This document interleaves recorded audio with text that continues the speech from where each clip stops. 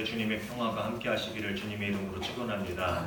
여러분 마음속에 아까 우리 찬양한 것처럼 주님이 주시는 놀라운 위로와 회복과 그 사랑이 충만한 예배가 되기를 원합니다. 오늘 설교의 주제도 그건데 여러분의 모든 것 살아 숨쉬고 모든 살아가고 있는 이 순간이 주님의 은혜임을 고백하고 깨닫고 그로 인해서 기뻐할 수 있는 예배가 되기를 주님의 이름으로 축원합니다. 어제는 우리 동두천 지방에 교사 강습회 겸 위로회가 있었습니다. 여러분도 잘 아시는 조은하 교수님이 오셔가지고 여기서 강의를 해주고 가셨는데 참 가기가 참 좋더라고요. 참 잘하세요. 근데 그 많은 강의들 중에 강의 내용들 중에 하나 기억나는 것이 있는데 유대인들은 아기가 태어나면은요 이 아기를 교육하는 한 방법 중에 일환으로 나무를 심는다고 합니다. 남자아이는 삼나무를 심어주고요 여자아이는 소나무를 심어준다고 합니다. 강의를 열심히 들었는데 이게 두 개가 헷갈리지 않았는지 잘 모르겠지만 어쨌든 그런다 그래요. 근데 이 나무를 심어주는 이유가 뭐냐 하면은 그 나무와 함께 아이들이 자라가면서 나무를 통해서 하나님을 향한 지혜를 진리를 깨닫는다고 합니다. 그리고 이 나무가 성인이 되어서 결혼식을 할 때에 식장의 장식으로 쓰인다고 그래요. 그걸 배워서 이제 장식으로 하는데 그동안 하나님이 얼마나 자신을 지켜주셨는지 어떻게 성장시켜 주셨는지를 돌아보게 하는 그 역할을 한다고 합니다. 그리고 이 자라면서는 나무를 보면서 하나님의 은혜를 깨닫게 하는데 나무가 자라기 위해서 필요한 것이 뭡니까? 시골 살지 않았어도 그 정도는 아시죠? 나무가 자라려면 뭐가 필요해요? 흙이 필요하죠. 네, 흙에다 심어야 될 거 아닙니까? 그리고 물이 필요하죠. 또 뭐가 필요합니까? 햇볕이 필요합니다. 그리고 나무가 강하기 위해서는요 바람이 필요합니다. 바람이 없으면 나무가 강하게 자라질 못해요. 뿌리가 깊이 내리질 못합니다. 그래서 흙과 물과 햇볕과 바람과 추위도 필요하고 그 외에 여러 가지 것들이 필요합니다. 근데 그 중에서 나무가 자라기 위해서 필요한 그 모든 것들 중에서 사람이 만든 건 뭘까요? 뭘 고민하세요? 없죠. 흙도 물도 햇볕도 바람도 사람이 만들지 않았습니다. 바로 여기서 우리가 사는 이 모든 것이 하나님의 은혜로 임합니다라는 그런 진리를 깨닫는다고 합니다. 그래서 아이들을 키울 때 태어나자마자 나무를 심고 그것을 늘 가르쳐 준다고 합니다. 그리고 또 한 가지는 아이들이 자라면서 늘 성경 말씀을 들려주는데 이건 우리도 하고 있는 거죠. 그 중에서도 특별히 시편 78편의 말씀을 꼭 반복해서 들려준다고 합니다. 이 시편 78편은요 시편 전체에서 두 번째로 긴 시편입니다. 그리고 이 시편이 길게 노래하고 있는 내용이 뭐냐면 바로 이스라엘의 역사예요. 하나님께서 이스라엘 백성을 그 종되었던 땅에서 구출해내서 애굽으로부터 벗어나게 해주신 이야기, 그리고 이스라엘 백성을 하나님께서 가나안 땅으로 이끄셔서 그 축복의 땅을 그들에게 주신 이야기, 그리고 그 가나안 땅에서 그들이 번성하고 또 이렇게 나라를 이루고 오랫동안 살 수 있었던 그 지난 이야기들을 시편 78편은 쭉 이야기하고 있습니다. 그리고 또 한 가지 이야기가 있는데 그 시간들 가운데서 이스라엘 백성이 어떻게 하나님을 배반하고 불순종하고 하나님을 거역했는지 그 이야기를 왜 하냐면 그럼에도 불구하고 포기하지 않고 끊임없이 우리에게 사랑을 베푸신 그런 아름다운 이야기가 이 시편 78편에 있다고 합니다. 아까 우리도 같이 찬양했잖아요. 하나님의 그 끊이지 않는 사랑 때문에 우리가 살고 있는 거 아닙니까? 그렇죠? 여기서 나는 너무 잘해서 하나님이 사랑할 만해요 할 수 있는 분이 누가 있을까요?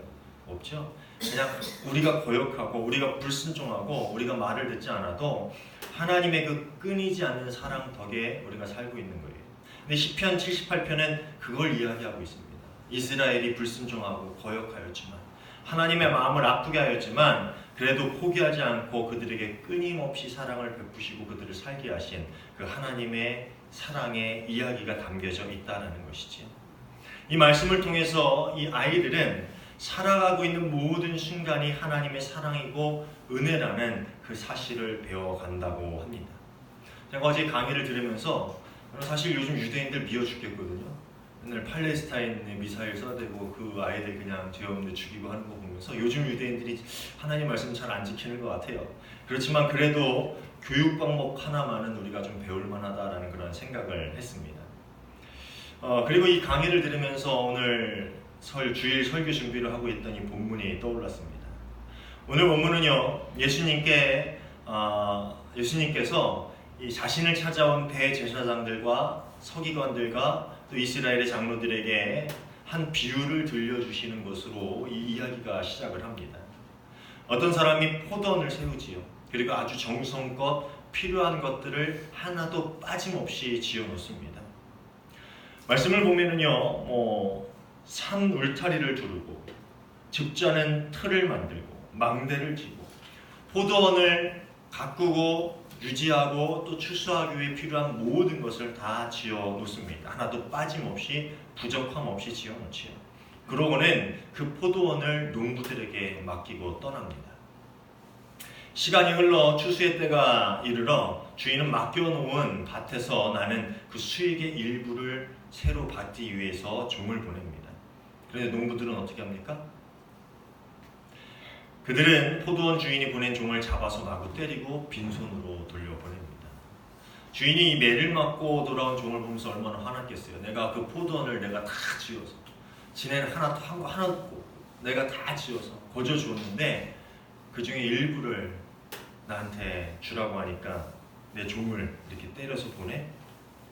마음 같아서는 군대를 사가지고 와서 다 혼내주고 싶겠지만 또 다른 종을 보냅니다. 치밀어 오르는 분노를 참고 다른 종을 계속해서 보냅니다. 그런데 농부들은 이번에도 동일한 행동을 합니다. 그러다가 그들의 행동이 점점 악해지더니 나중에는 보낸 종을 죽이기까지 합니다. 결국 이 주인은 저들이 그래도 내 아들만큼은 존중하겠지. 종들은 때리고 죽였지만 내 아들만큼은 그래도 존중하겠지 하는 생각으로 아들을 보냅니다. 그렇지만 농부들의 생각은 좀 달랐지요. 농부들은 그 포도원을 차지할 욕심으로 그 아들을 죽이고 포도원 바깥에다 내던져 버렸다라고 성경은 이야기합니다. 이 메시지 성경은요, 이 구절을 이렇게 표현합니다. 그들은 욕심이 가득하여 두 손을 비비며 말했다. 이 자는 상속자다. 그를 죽이고 우리가 재산을 다 차지하자. 그들은 아들을 잡아 죽여서 울타리 밖으로 내던졌다. 사실 성경에서 나오는 많은 비유들을 예수님께서 말씀하신 후에는 항상 하셨던 일이 있습니다. 그게 뭐냐면은 제자들을 다시 불러서 그 비유의 뜻을 설명해 주셨어요. 이 비유는 이런 뜻이다. 우리가 그 밭에 뿌리는 씨앗의 비유도 나중에 어떻게 해요? 제자들에게 설명을 해주시잖아요. 돌밭에 뿌렸다는 이런 것이고 가치밭에 뿌렸다는 것은 이런 것이고 설명을 해주세요. 그런데 오늘 우리가 읽은 이 비유에 대해서 설명을 해주시지 않습니다. 이유는 그렇게 할 필요가 없었기 때문이에요. 왜냐하면 누구나 다 알아들을 수 있는 비유의 말씀이었기 때문입니다. 사실 오늘 본문의 비유는 구약 이사야 5장에 나오는 사랑의 노래라고 이름 붙은 말씀을 인용해서 비유로 들려주신 겁니다. 그 구약 이사야 5장에 나오는 이 부분을 제가 세번역 성경으로 읽어드리겠습니다. 내가 사랑하는 이에게 노래를 해주겠네. 그가 가꾸는 포도원을 노래하겠네. 내가 사랑하는 사람은 기름진 언덕에서 포도원을 가꾸고 있네. 땅을 일구고 돌을 골라내고 아주 좋은 포도나무를 심었네. 그 한가운데 망대를 세우고 거기에 포도주 짜는 것도 파놓고 좋은 포도가 맺기를 기다렸는데 열린 것이라고는 들포도뿐이었다네. 예루살렘 주민아 유다 사람들아 이제 너희는 나와 나의 포도원 사이에서 한번 판단하여 보아라. 내가 나의 포도원을 가꾸면서 빠뜨린 것이 무엇이냐? 내가 하지 않은 일이라도 있느냐? 나는 좋은 포도가 맺기를 기다렸는데 어찌하여 들포도가 열렸느냐? 비슷하죠? 포도원을 세우고 좋은 포도나무를 심고 하나도 빠진 거 없이 다 해줬다는 거예요.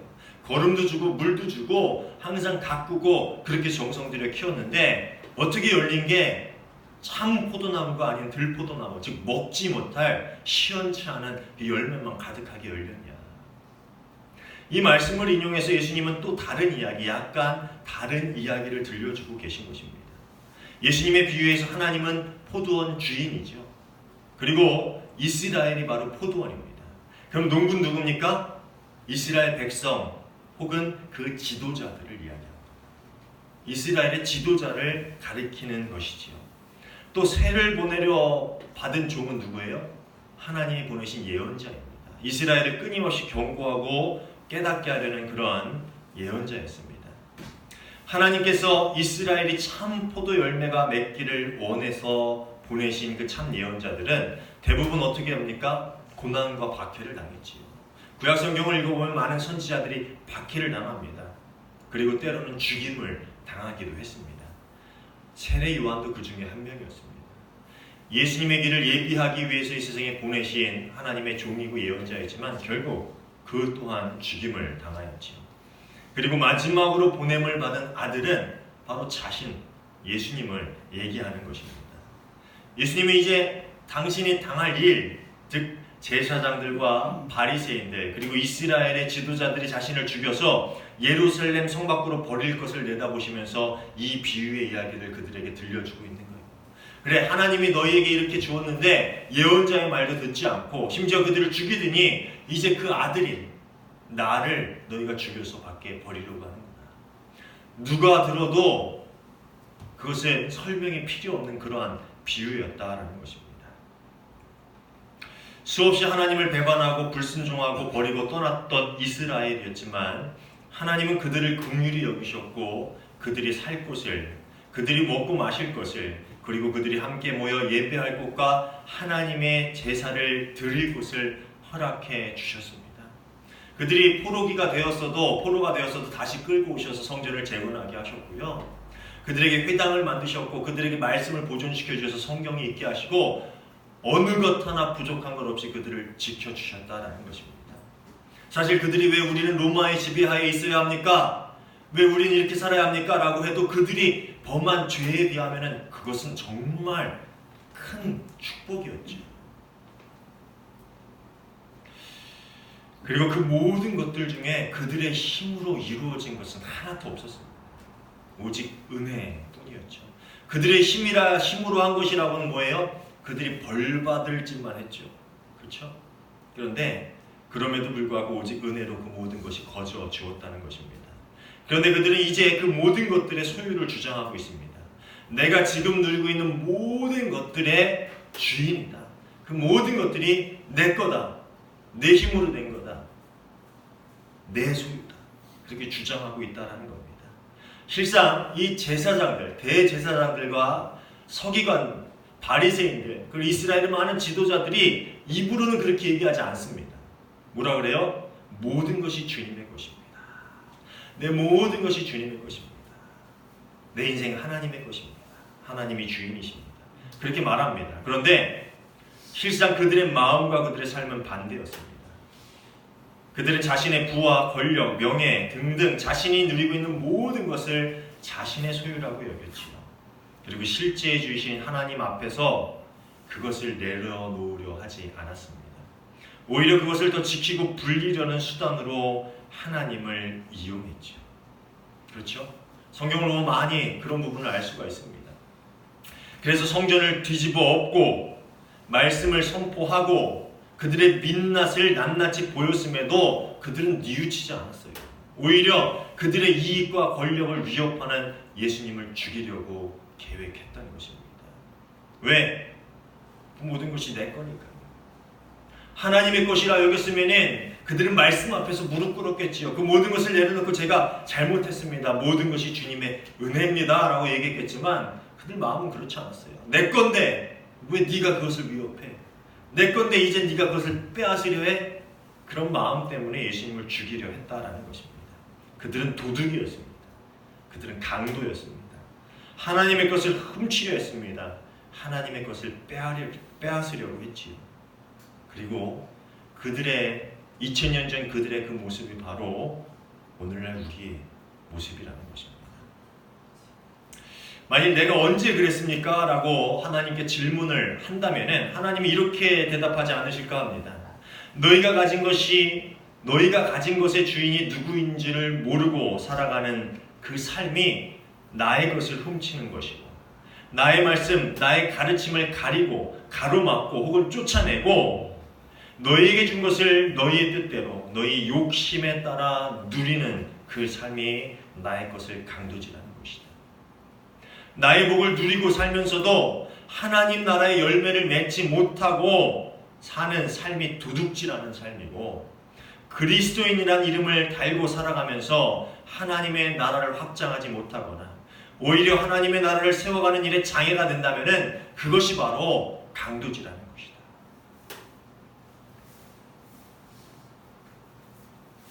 그럼 이렇게 생각하면 오늘날 우리는 얼마나 많은 도둑질을 하고 얼마나 많은 강도의 구렬 가운데서 살아가고 있는 것입니까? 오래전에 읽은 책 중에 감리교의 고진아 목사님이라는 분이 쓰신 책이 있는데 책 이름이 참 좋아요. 이 아침에 한 줌의 보석을 너에게 주고 싶다. 참 좋죠. 이 책에 보면은요, 천충이라고 불리는 벌레에 대해서 나옵니다. 여러분 들어보셨습니까? 천충? 저도 시골 살았는데 천충은 들어본 적이 없어요. 이 천충이 무슨 벌레를 가르치냐면은 누에를 가르친다고 합니다. 누에. 누에는 아시죠? 뽕나무 잎에서 사는 그 뽕잎을 먹고 비단실을 토해내는 그 누에. 그것을 천충이라고 불렀다고 합니다. 그 이유가 뭐냐면은 누에가 뽕잎을 먹고 뭐를 생산합니까? 뭐를 내뱉어요? 누에구치에서 그 비단실이 나오죠. 그 비단실로 사람들은 따뜻하게 옷을 해 입고 추운 겨울을 날 수가 있었습니다. 그러니까 그 누에로부터 비단실이 나오니까 그 비단실을 토해내는 그 누에는 얼마나 귀한 벌레겠어요. 그래서 이 누에를 천충, 하늘의 벌레다라고 불렀다고 합니다. 뽕나무가 좋다고 한들 얼마나 귀한 나무고 그 잎이 귀한다 한들 얼마나 귀한 잎이겠어요. 뽕나무 여러분 뭐 흔히 보는 나무잖아요. 저도 시골 살 때 뽕나무가 참 많았는데 별로 이렇게 뽕잎으로 뭐 해먹고 해도 그렇게 귀하지 않았어요. 산삼이 더 귀하지, 그죠? 그런데 산삼 먹고 비단실 토해내면 별로 천충이라고 안 불렸을 것 같아요. 그런데 그 하찮은 뽕나무, 그 수많은 잎들 중에 하나인 그 뽕나무 잎을 먹었을 뿐인데 그 귀한 실을 토해내는 그런 모습을 보니 사람들 눈에 그게 얼마나 귀한 벌레였겠습니까? 그래서 하늘 천자를 따가지고 그 누에를 천충이라고 불렀다라는 것입니다. 사랑하는 여러분, 우리는 얼마나 귀한 것을 먹고 얼마나 더 귀한 삶을 살아가고 있습니까? 하나님께서 이 세상의 모든 것을 즐기고 누릴 수 있는 권리와 복을 주셨습니다.